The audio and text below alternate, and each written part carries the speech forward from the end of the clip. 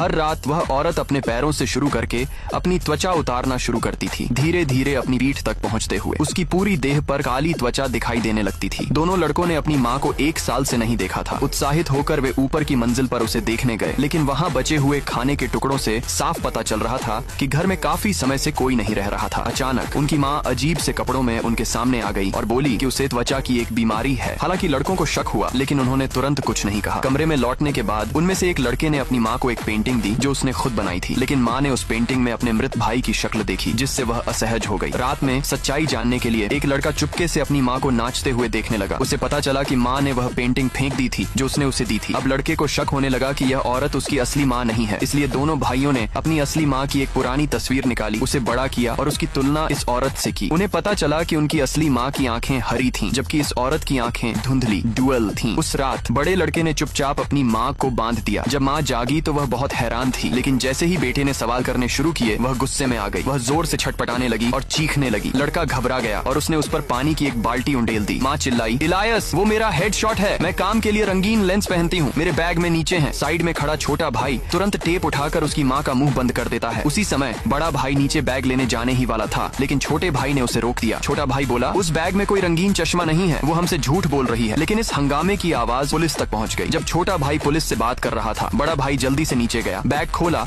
और अंदर से रंगीन लेंस निकाले। माँ की आवाज गूंजी, मुझे समझाने दो,